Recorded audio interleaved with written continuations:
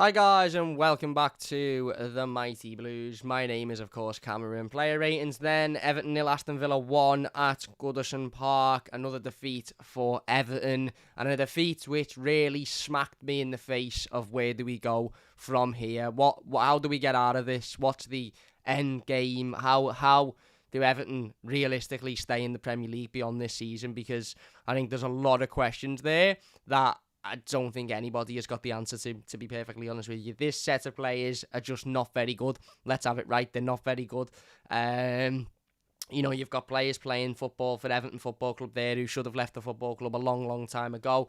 And, we had Duncan Ferguson in charge today, so you can't really sit there and say, and a manager who should have been sacked or a manager who's coming towards the end of his Everton time. We had a man in the dugout there today that we know has previously been able to motivate this squad and get this squad up and battling and fighting and, trying to give the fans exactly what we deserve. And I do think Everton fought a little bit more than what we usually do today. I think there was a bit more effort. I think there was a bit more intensity. I think there was a bit more urgency. But the reality of the situation is we still lost the game. We missed chances that we needed to take. Aston Villa took their only chance. Defensively, again, we're abysmal. We're an absolute embarrassment. It's another defeat. And ultimately, we can't keep losing games of football. I don't know how many times I have to say it. People are sitting there saying, we'll be all right. We've got loads of winnable games coming. But Norwich was winnable last week. This one was winnable today. Palace was winnable a couple of weeks ago. But we can't keep saying loads of winnable games left. Well, if we're not winning the winnable games, then how is that a valid argument? If I'm being honest, I don't see a way back now. I really, really don't. I can't see where Everton's next 3 points are coming from. And given that, I honestly don't see a way out of this. Maybe that'll change in a couple of weeks' time. Maybe we'll bring a new manager in, depending on who that is, or a couple of new players. Maybe we'll play well against Brentford after the international break. I don't know, but I can't see a way back at the moment. I really, really can't. And I'm sick of trying to tell myself that, no, don't be stupid. We won't get relegated. We're too good to go down. We're not too good to go down. We are at this current moment, on form, we are the worst team in the Premier League. There ain't one team worse than us. Norwich won again last night. We're the worst team in the Premier League. It's as simple as that. And I don't really see, us getting to the point, certainly in the near future, where we can look at it and go, we're not the worst team in the Premier League, we're doing really well. And yes, it only takes a run of 2, 3, 4 games to get out of this rut, but where are those 2, 3, 4 games coming from? Where are those 2, 3, 4 results coming from? I don't get it. I don't even know where we are in the Premier League table now. I'm not even going to look, but I assume that depending on how other results go over the weekend, we could be even closer to the relegation zone. Yeah. As I was going to say, thankfully, Watford lost yesterday, but they were beaten by a Norwich team that, it will be difficult for them to get out of it, but they still could get out of it, so I don't know. Anyway, this is the play ratings. We have just done the instant match reaction. If you want to check that out, it is live on the channel. Don't forget to get your thoughts in the live comments. If you're new and you're interested, don't forget to subscribe. That would mean a great deal to me as well. Leave a like. That would be great as well. Anyway, let's get into it. Jordan Pickford. I'm going to give Jordan a 6 today. I don't really think Jordan done an awful lot wrong, to be honest with you. I haven't seen the goal again, and as I say often, I'm not going to lie, I probably won't bother watching the goal again because I can't really be arsed putting myself through that. But again, defensively, we are abysmal. You've got a player there in Emi Buendia who isn't very tall. Let's be honest, he isn't very tall, and you were allowing him to win that header, and not only win that header, guide that ball towards goalwards, and then obviously, put Aston Villa 1 up. I don't get it. I don't get it. But anyway, I don't think Jordan was at fault for it, to be fair. He didn't really have an awful lot to do throughout the game. He had a good save from a free kick from, I think it was Douglas Luiz. His kicking was okay. I think he was trying to, actively get into the us into the game and get us up the pitch and trying to create chances. But the reality of the situation is Jordan Pickford on his own in goal is very difficult to for him to do that. So yeah, as I said, I'll give him a 6. I don't think he was particularly bad. I don't think he done much wrong, but we've just lost another must-win game, so I'm not going to sit here and give him a 10. Left back, Ben Godfrey. I'm going to give him a 5. Going forward, he offered very little, as he does, Ben Godfrey, because he's a defensive left back. And again, going forward, he isn't particularly good. Let's be honest. Question marks as to where Vitaly Mykolenko was today. I don't know. I wish I knew the answer, but I don't know the answer. I wish I could sit here and say he was injured, or he was out, or he's not well, or whatever. But I honestly don't know. I don't know what the answer is. I don't know where he is. I don't know why he wasn't playing. I don't know. But as I said, Ben, individually, I don't think made many mistakes. His passing was atrocious today. He needs to improve it. His passing was really, really poor. Again, defensively, he was all right, I suppose, but not good enough. Simply not good enough. Again, quality-wise, there just wasn't enough. Just wasn't enough quality. And Ben Godfrey is a really good defender, or certainly we know he can be a really, really good defender. And he can be a really, really good defensive left back, but when you need to create chances, when you need to win a game, when you need to put balls into the box for Dominic Calvert-Lewin and, Richarlison, etc., and you fill up one of your left back positions. And I'm not blaming Dunk, because Dunk mightn't have had a choice. Mykolenko might have been out with an injury or whatever. But yeah, just shite, really. So yeah, Ben Godfrey can get a 4. Centre backs, Yerry Mina is getting a 3. Listen, I love Yerry Mina. I think he's great. I think when he's typically on the pitch, he's our best centre half, and everybody around him looks much more comfortable when he's there as well. And maybe I'm giving this rating on the basis that we lost the game, or the emotion, or whatever it is, but I just think Yerry Mina made a couple of really, really big mistakes today. He made one where he got confused with Jordan Pickford and he ended up heading over him, and it was actually the only one time that Aston Villa didn't press. Had Aston Villa been pressing, that would have been a goal. Again, the corner. We've been using this excuse for weeks of saying when Yerry Mina gets back in the team, we'll be all right at defending corners. When Yerry Mina's back, these things won't happen. When Yerry Mina's back, this stuff will be avoided. And Yerry Mina's back now, and it isn't being avoided. Yerry Mina's back now, and we're still allowing players that have got no right to win headers in the box, not only to win headers, but to score from them as well. And I'm not necessarily putting that all down on Yerry Mina, because I know some people will say, well, it's not all Yerry Mina's fault. I get that. I do get that. But the reality is, I don't think he had as great as the game today. I don't. There was a couple of chances Aston Villa got in behind, a couple of chances they got through on goal that Yerry should have done much better with. And ultimately, he's now going to go away with Colombia and probably play 3 times in the space of about 10 minutes, which is just, bad news for Everton again. He needs to stay and get fit and be ready to go again come after the international break. But, how likely is that to happen? I doubt it. John Joe Kenny. John Joe can get a 4. No, actually, John Joe can get a 3 as well. He tries hard. He works hard. He puts himself about.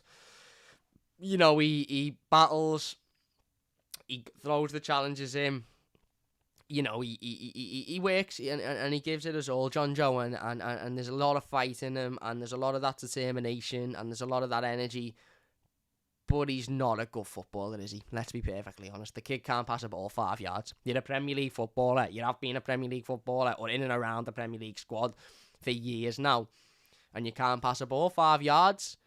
That's nonsense to me. Absolute nonsense. And again, we can all sit in and go, where was Nathan Patterson? Why didn't Nathan Patterson get a go? We don't know the situation. If Patterson and Mykolenko were fit, then I think Dunk has to take some responsibility for not putting them in the side. If they weren't fit, then there's not much he can do. For people saying, why not Seamus Coleman? Seamus is as bad. And Seamus makes stupid mistakes every week as well. So Seamus and John Joe at the moment is a toss-up between, choosing one bad thing or another at the moment. And ultimately, as I said, again, not very good. All the effort, all the fight, all the desire, but ultimately the whole problem with this game was there was a little bit more fight, there was a little bit more desire, there was a little bit more energy, a bit more effort, a bit more passion, but there's no quality. There's no quality in this Everton team, and John Joe, I think, unfortunately, and again, not to just pick on John Joe, but I think he embodies that. He's got the fight, he's got the desire, but he's not got the quality. Into the midfield, then Andre Gomez, he can get a 4. In fact, no, he can get a 3 as well. Ran round a bit. Off the ball, he's atrocious. But we know he's not a very good footballer off the ball. He doesn't really do an awful lot. Considering he had the role of focusing on defensive duties, he sold himself a couple of times. He really, really did. And yeah, he got it ran round him by Coutinho. I think Jacob Ramsey ran round him a couple of times as well. He just isn't very good off the ball. On the ball, his passing is nice. His play is nice, but he's not. He's what I would call Andre Gomez a filler player. He's there to fill a space. He doesn't bring anything to the team. Doesn't bring goals. Okay, he scored against Hull a couple of weeks ago, but other than that, he doesn't bring goals. Doesn't really bring assists. He's shite defensively. He's just there to be a filler player, and we can't afford to have those types of players in this squad when we're in such a bad situation at the moment. We can't afford that. It's as simple as that. I don't know how many times I need to keep fucking stressing this. We can't afford to have players that aren't good enough playing for Everton. We're in a fucking relegation battle. We can't afford to have this going on. Yeah, he gets a 3. Decore next to him, he can get a 5. Again, ran round, worked hard, battled, passing was poor today. In fact, no, he gets a 4.5. He's getting half a score taken off for that pass to Richarlison in the first half. That was absolutely abysmal. Absolutely abysmal. That was woeful. Woeful. You know, you're 2-on-1, you've got 2 attacking players, and you've got a goalkeeper effectively, and he basically passes it to Emi Martinez. He basically passes it back to him. Just not good enough. Simply not good enough. And again, his passing again today was poor in other aspects as well. But he worked hard, he ran round, he put himself about. He went off injured, obviously, which isn't a great sign. Let's hope that's nothing serious. But, you know, again, ultimately not good enough. Not enough quality, not enough substance, not good enough. Who else was playing then? Anzos Townsend, you can get a 5. Ran round, worked hard. Couple of corners he put in. 1 or 2 of them were good. 1 or 2 of them were atrocious. Held the ball up well, to be fair, a couple of times. And used his body and used his pace well a couple of times. But for most of the game, he was absent, wasn't he? Really didn't really do an awful lot. And again, no substance, no end product, no crosses into the box for Dom, no real shots, no real involvement in trying to create chances, nothing really. Demarai Gray on the other side, he can get a 6. Again, I feel a bit for Demarai Gray because he's been absolutely excellent this season.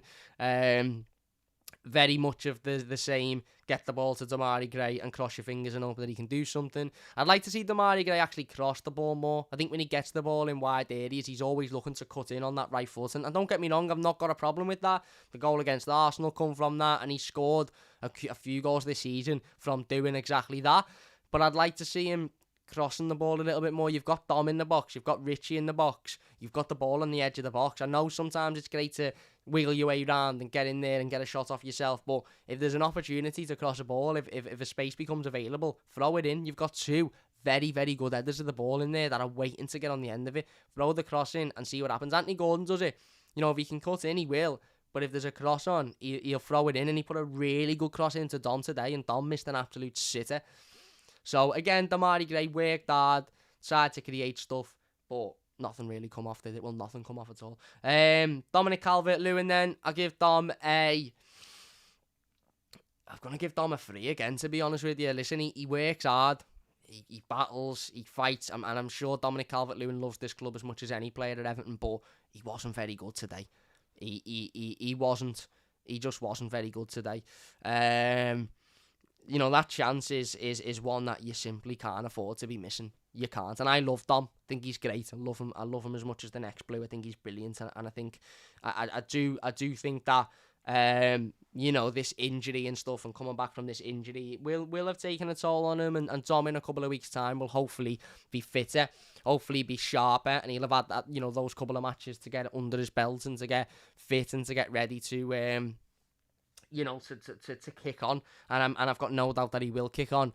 But when you get chances like that, in the middle of the box and a ball's falling to you and it's effectively a tap-in. If you'd have hit it with the studs, it'd have gone in and we'd have been back in the game with 20 minutes to go. You can't afford to be missing. You simply can't afford to be missing them chances. It's not good enough. And he did. He missed them today, and it wasn't good enough. He had a couple. He had a header, I think, as well, which was a much more difficult chance. But he works hard, Dom, as I said, and this might all be an exercise of getting him more match fit and getting him ready to play and getting him ready to be back in the team and to be back scoring the goals and leading the line. But ultimately, he needs a goal, Dom. He needs a goal. He needs to get a goal just to get his tally back underway.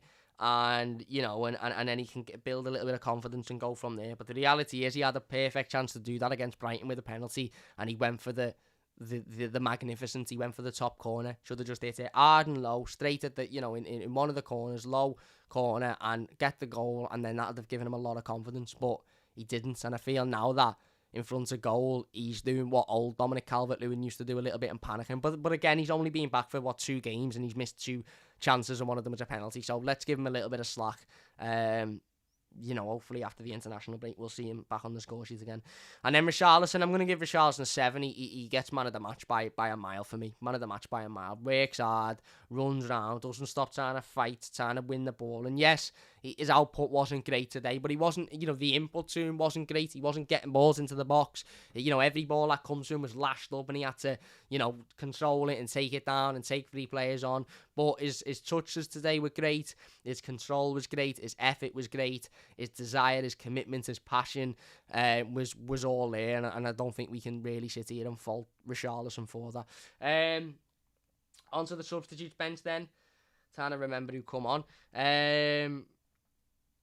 Who come on? Well, we'll start with Tyler Onyango, who obviously come on for Abdoulaye Doucouré, who went off with an injury. I remember thinking, is this going to be Gbamin coming on? And it wasn't. Dunk, to be fair, give the opportunity to Tyler Onyango and to try and make something happen and create a chance. And he didn't really do much, did he? Again, I give him a 5. He didn't do anything wrong, but he didn't really do anything right. He wasn't really involved. He wasn't really, again, he wasn't a dominant figure, but he's still a young lad. He's a young lad coming into a game in a really difficult situation. It would be silly of us to expect much more than what he gave, I think. Alan, come on. I'll give Alan a 6. I actually think he come on and worked really hard. I think he come on, he battled, he won the ball back in key areas a couple of times. He got us forward. He was trying to create chances. He was trying to, battle. He was trying to, show that fight. He was in the referee's face, so he was getting involved there. He was kicking. He was giving Aston Villa effectively what they'd given us for the rest of the game. Giving them a little bit of a kick, battling with them. And yeah, I thought he was good when he come on. And then Anthony Gordon, I'm going to give Anthony Gordon a 6.5. Again, ultimately Anthony Gordon's job was to come on and create something. Anthony Gordon's job was to come on and get us back in the game and give us something to hold on to. And he did that. He put an excellent ball into the box for Dominic Calvert-Lewin and Dom skied it over the bar.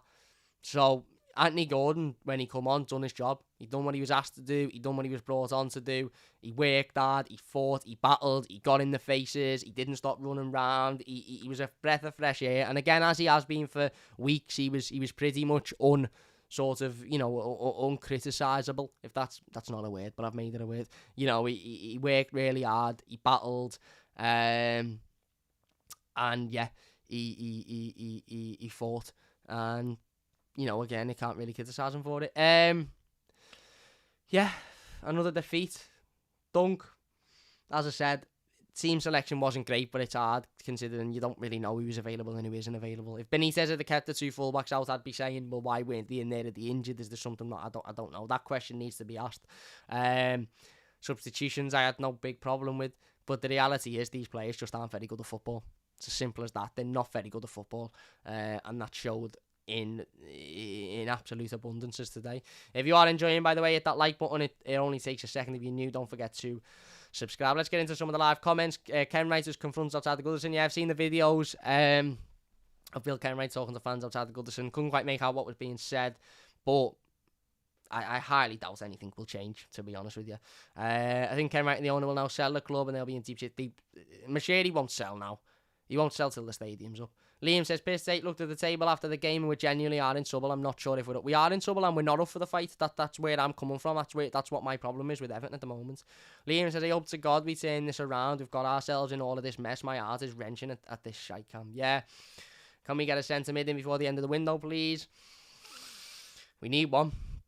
Toffee Gold says, first time I've actually been worried coming out of Goodison today. The move felt strange. Just watch Ped's video outside the Goodison, says Kevin. I'm going to watch it in a minute. Jason says, worst thing is we have to sit on this for 2 weeks now. We do. Roy says, been watching Everton since the 60s. This is the worst group of players I've ever seen. I can't see a way out. It is very sad.